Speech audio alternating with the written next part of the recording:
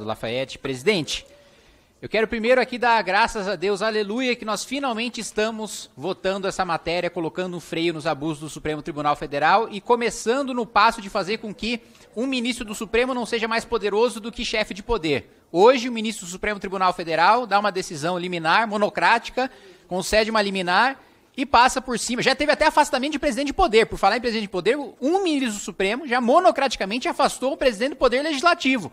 Vamos lembrar disso, né? O que mostra os abusos dessas liminares. Agora, eu também tenho memória de saber que nós aprovamos aqui em 2019 o projeto 2121/2019 que colocava o fim das decisões monocráticas, que obrigava os ministros em até 180 dias a submeter as decisões monocráticas aos seus pares. Aprovamos na Câmara, inclusive com o voto das esquerdas, que agora estão protestando contra essa PEC. A própria autoria do projeto era de um deputado do PDT. E agora os deputados de esquerda votam contra o fim das decisões monocráticas, mas a hipocrisia se estende ao outro lado também.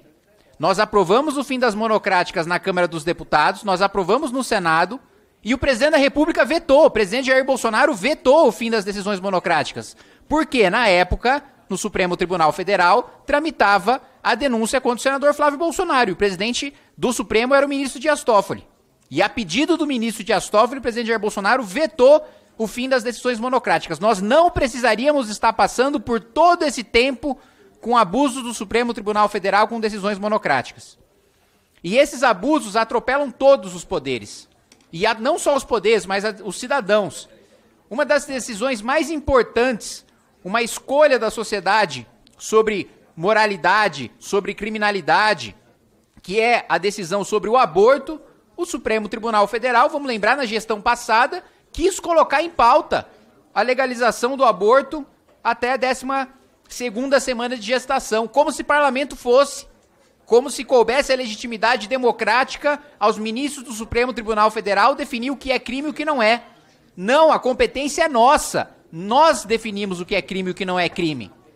Ministro do Supremo quer definir o que é crime, seja bem-vindo, afilia-se a um partido, vai lá se preocupar com montagem de chapa, com financiamento de campanha, vai pra rua, apanha, toma processo, como nós fazemos, se candidata ao Senado, disputa uma eleição majoritária, não no Supremo Tribunal Federal. Aí não é lugar para você fazer militância política. Aqui o parlamento, sim. Lá vocês têm a função de defender a Constituição e não de decidir o que diz a Constituição. Vocês têm o dever de defender o texto que está posto e não de escrever um novo texto. Quer reescrever a Constituição, convoca uma Assembleia Nacional Constituinte como deputado, como presidente da República, chama um plebiscito, chama um referendo, mas disputa eleição para isso. Mais do que isso, nós tivemos liminares em que ministros ficaram anos sentados em cima de liminar. Quem não se lembra do auxílio moradia? Um único ministro do Supremo decidiu que todos os juízes, mesmo aqueles que trabalham onde moram, teriam direito ao auxílio moradia. E ficou 4 anos sentado em cima dessa liminar. 4 anos a população brasileira pagou auxílio moradia para quem já faz parte do 1% mais rico da população por uma decisão liminar. E aí, quando foi submetido ao plenário, caiu.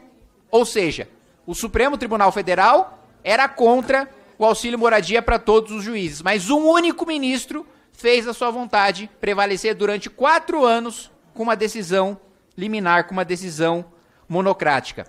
Lei da ficha limpa. Nós tivemos a suspensão da lei da ficha limpa pelo Supremo Tribunal Federal logo após uma grande mobilização popular para que apenas candidatos com ficha limpa pudessem disputar as eleições.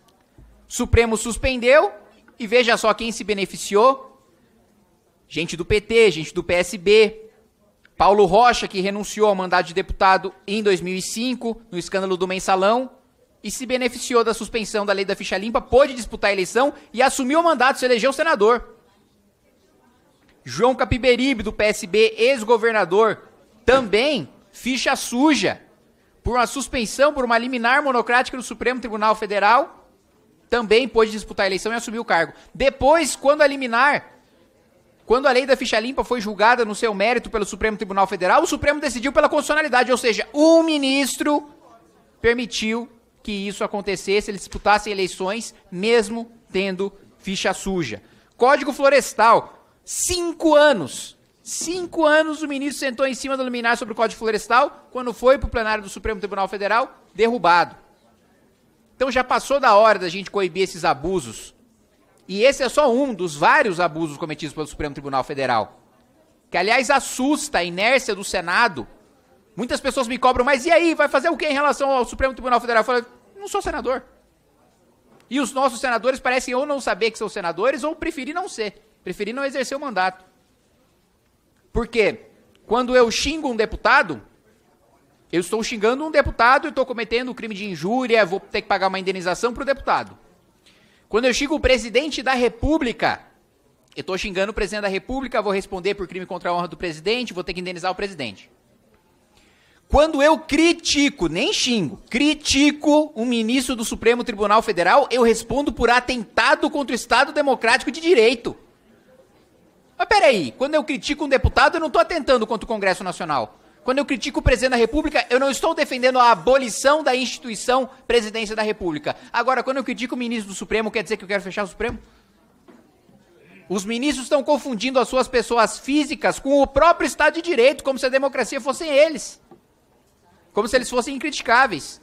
Essa é outra matéria que precisa ser decidida aqui nessa Câmara dos Deputados. E mais uma vez, repito, aleluia. Graças a Deus que finalmente a gente começou a votar esse tipo de matéria. Obrigado, presidente.